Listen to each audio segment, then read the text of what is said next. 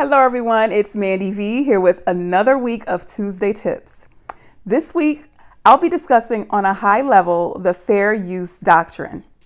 It's a legal term, so I know many don't know what the hell I'm talking about, but I will lay it out for you so you understand exactly what I'm saying, and hopefully you are able to take away some key points to protect both your work and yourself from possible copyright infringement claims. So, let's go.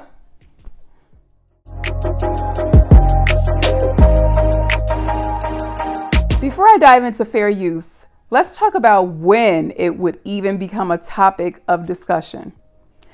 Fair use is a consideration when we are talking about copyrights. In its broadest form, copyrights apply to writings fixed in a tangible form that will allow it to be presented to others.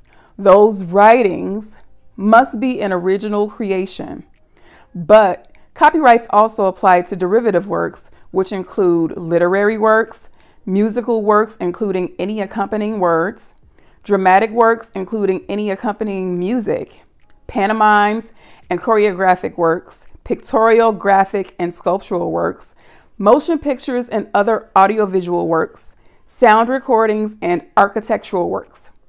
A derivative work is simply the use of a pre-existing work, but with something added or changed to alter it. For example, if I put together a compilation of a greatest hits album containing an artist's top songs and remix the songs, the remixed songs would be a derivative, copyrightable work.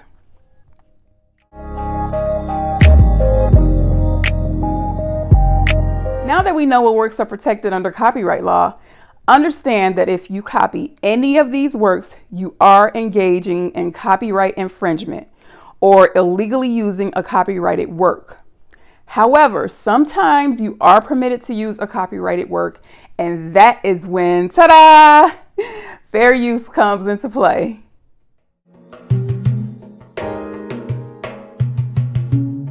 The federal court makes the final determination as to whether or not the use of a copyrighted work is protected by the fair use doctrine, and they consider 4 factors.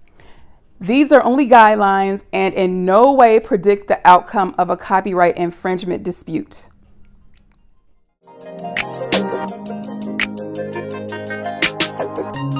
What is the purpose of the use? Is it for commercial purposes or for nonprofit purposes such as scholarship, research, or education? A use that is primarily commercial tends to tip the scales in favor of infringement. However, nonprofit purposes carry a better chance of finding a fair use because the work is the subject of review or commentary.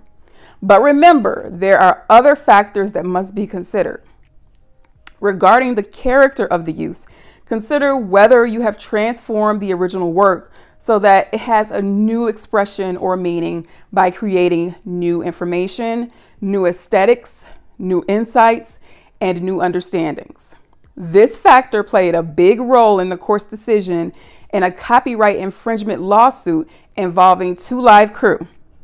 Music publisher Akuf Rose sued the rap group for creating a parody version of Roy Orbison's Pretty Woman. The court found that as a parody, 2 Live Crew transformed the original by holding it up to the ridicule, but they still lost in court after the court weighed in the other factors.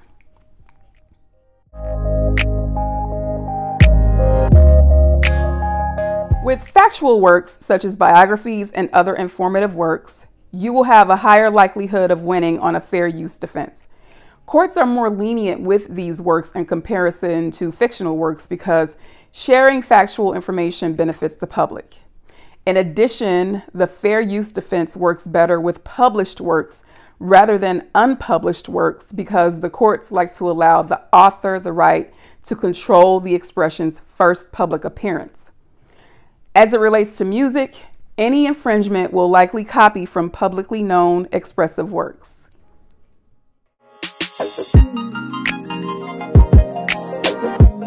It makes sense that the less you take from an original work, the better your chances of winning on a fair use defense. However, this is not a foolproof strategy. If you take even a small portion of the heart or the most significant part of the work, you may not be protected under the fair use doctrine. Parodies, on the other hand, are given a little more leeway because the very essence of parodies is that they play on the original, and the original is recognized by its most memorable parts.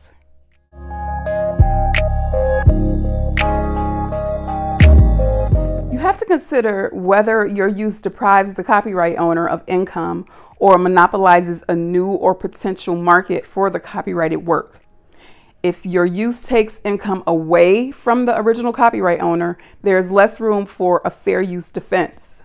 Again, for parodies, there's more freedom. Parodies are different from just copying the original work and taking income from the copyright owner, because parodies are a derivative work and have been altered by the addition of something new and creative. So, even if the parody turns out to be much more popular and successful than the original, it doesn't replace the demand for the original.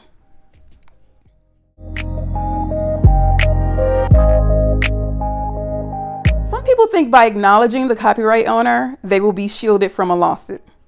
But acknowledging the copyright owner does not necessarily protect you from a claim of copyright infringement.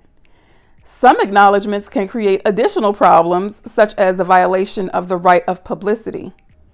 It's best to err on the side of caution and get permission from the copyright owner. In the same vein, using a disclaimer does not protect you from a claim of copyright infringement either. It may hold weight in close cases where the court is having a hard time making a decision after weighing the 4 factors, but don't rely on it as a crutch.